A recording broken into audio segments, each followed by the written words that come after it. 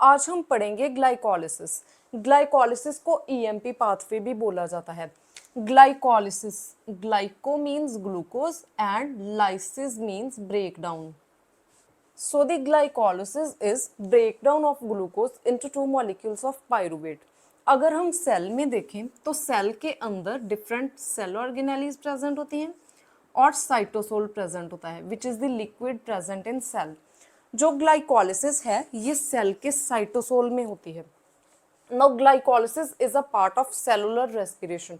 अब जो ग्लाइकोलिसिस है ये एनारोबिक रेस्पिरेशन भी इसको बोला जाता है क्योंकि ग्लाइकोलिसिस में कोई भी ऑक्सीजन की रिक्वायरमेंट नहीं होती। तो अब हम डिटेल में पढ़ेंगे ग्लाइकोलिसिस। ग्लाइकोलिसिस में ग्लूकोज कन्वर्ट होता है into two molecules of pyruvate. इसमें 10 डिफरेंट रिएक्शंस हैं। फर्स्ट स्टेप में ग्लूकोज कन्वर्ट होता है into glucose 6 phosphate with the help of enzyme hexokinase. अगर हम ग्लूकोज का स्ट्रक्चर देखें तो इसमें ये फर्स्ट कार्बन है, second, third, fourth, fifth and sixth carbon. जो सिक्स्थ कार्बन है इसके यहाँ पे फॉस्फेट ग्रुप ऐड हो जाएगा तो ये बन जाएगा ग्लूकोज 6 फॉस्फेट।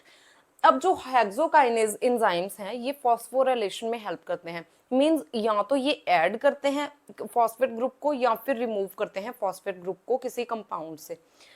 अब जो हेक्सोकाइनेज है ये एटीपी को यूज करता है। मींस यहाँ पे कोई हमें फॉस्फेट डोनर चाहिए तो जो एटीपी है ये फॉस्फेट को डोनेट करता है।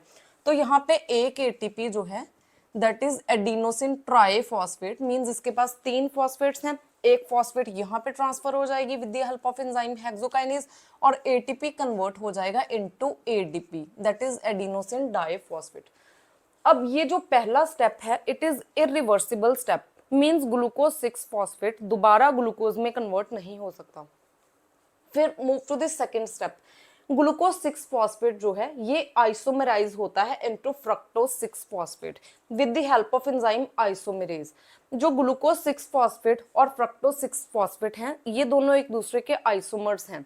इनकी स्ट्रक्चर अगर हम देखें तो ये ऑलमोस्ट सेम है। यहाँ पे जो फर्स्ट एंड सेकेंड कार्बन है इनमें डिफरेंस है तो इन दोनों कार्बन्स में रीअरेंजमेंट होती है जिससे कि फ्रक्टोज 6 फॉस्फेट बनता है।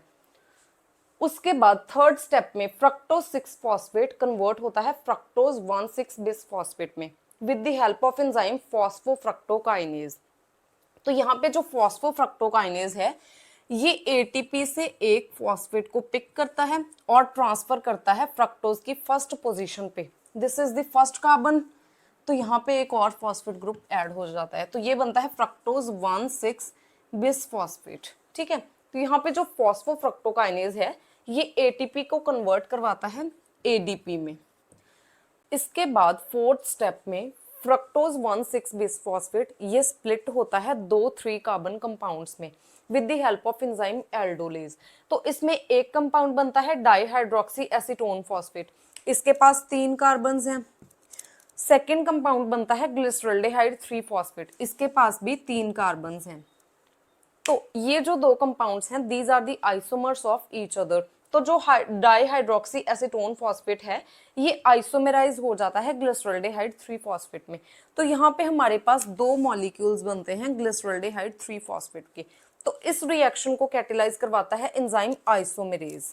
ठीक है, अब ये जो ग्लाइकोलिसिस के पहले 5 स्टेप हैं इनको हम बोलते हैं प्रेपरेटरी फेज। प्रेपरेटरी फेज में 2 एटीपीज यूज होते हैं। एक एटीपी फर्स्ट स्टेप में यूज होता है और एक एटीपी थर्ड स्टेप में यूज होता है।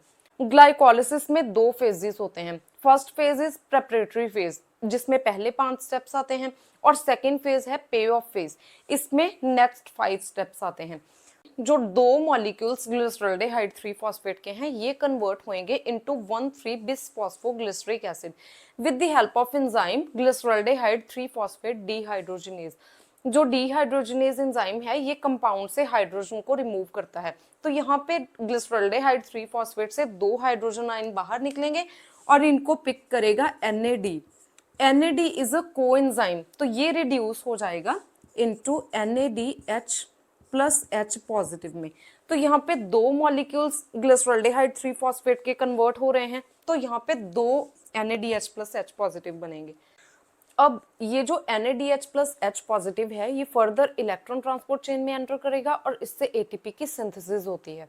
उसके बाद नेक्स्ट स्टेप में जो 1,3 बिस फॉस्फोग्लिसरिक एसिड है ये कन्वर्ट होता है into the 3 phosphoglyceric acid with the help of enzyme phosphoglycerate kinase. अब ये जो फॉस्फोग्लिसरेट काइनेज एंजाइम है ये इसके फर्स्ट पोजीशन से बिस फॉस्फोग्लिसरिक एसिड की फर्स्ट पोजीशन से फॉस्फेट को रिमूव करता है और इसे ट्रांसफर करता है एडीपी में। तो जो एडीपी है ये कन्वर्ट हो जाता है इनटू एटीपी। ठीक है, तो यहाँ पे दो मॉलिक्यूल्स कन्वर्ट हो रहे हैं, मींस दो रिएक्शंस हो रही हैं, तो दो एटीपीज बनेंगे इसलिए। उसके बाद नेक्स्ट स्टेप में जो 3 फॉस्फोग्लिसरिक एसिड है ये कन्वर्ट होता है into the 2 phosphoglyceric acid with the help of enzyme phosphoglycerate म्यूटेज। इसमें सिंपल रीअरेंजमेंट होती है, मींस जो थर्ड पोजीशन पे फॉस्फेट है ये ट्रांसफर होता है सेकंड पोजीशन पे। तो ये एक सिंपल स्टेप है। इसके बाद नेक्स्ट स्टेप में जो 2 फॉस्फोग्लिसरेट है ये कन्वर्ट होता है into phosphoenol pyruvate with the help of enzyme enolase. तो इस रिएक्शन में वाटर मॉलिक्यूल रिमूव होता है फॉस्फोइनोल पाइरूवेट से। तो दो रिएक्शंस हो रही हैं इसलिए दो वाटर मॉलिक्यूल्स बाहर रिमूव होंगे। उसके बाद फाइनल स्टेप में जो दो मॉलिक्यूल्स फॉस्फोइनोल पाइरूवेट के हैं ये कन्वर्ट होते हैं into the 2 molecules of pyruvate with the help of enzyme pyruvate kinase. ये जो पाइरूवेट काइनेज है ये फॉस्फोइनोल पाइरूवेट से फॉस्फेट को रिमूव करता है और इसे ट्रांसफर करवाता है एडीपी में। तो जो एडीपी है ये कन्वर्ट होता है एटीपी में। अब यहाँ पे भी दो रिएक्शंस हो रही हैं तो इसलिए दो एटीपी मॉलिक्यूल्स बनेंगे। So this is all about the glycolysis. Glycolysis में step 1, 3 and 10th they are the irreversible steps. इसका मतलब है कि जैसे ग्लूकोज से एक बार ग्लूकोज 6 फॉस्फेट बन गया तो जो ग्लूकोज 6 फॉस्फेट है ये वापस ग्लूकोज में कन्वर्ट नहीं हो सकता। जो इरिवर्सिबल स्टेप्स हैं इनको हम डिनोट करते हैं सिंगल हेडेड एरो से। और 1, 3 और 10th स्टेप को छोड़ के बाकी जितने भी ग्लाइकोलिसिस में स्टेप्स हैं they are the reversible steps. अब अगर हम इसकी एग्जांपल देखें तो जो ग्लूकोज 6 फॉस्फेट है ये एक बार फ्रक्टोज 6 फॉस्फेट में कन्वर्ट होता है और जो फ्रक्टोज 6 फॉस्फेट है ये वापस ग्लूकोज 6 फॉस्फेट में कन्वर्ट हो सकता है। इस टाइप के स्टेप्स को हम रिप्रेजेंट करते हैं 2 हेडेड एरो से। इसका मतलब है कि ये प्रोडक्ट जो है ये वापस इसमें कन्वर्ट हो सकता है। अगर हम नेट रिएक्शन देखें, नेट गेन देखें एटीपीज का, तो जो प्रेपरेटरी फेज है इसमें 2 एटीपीज यूज होते हैं और जो पे ऑफ फेज है इसमें 4 एटीपीज की प्रोडक्शन होती है। तो यहाँ पे 4 एटीपीज दे आर फॉर्म्ड। तो जो प्रेपरेटरी फेज में 2 एटीपीज यूज हुए इनको अगर हम कट करें तो यहाँ पे जो 2 एटीपीज की प्रोडक्शन होती है ड्यूरिंग द ग्लाइकोलिसिस।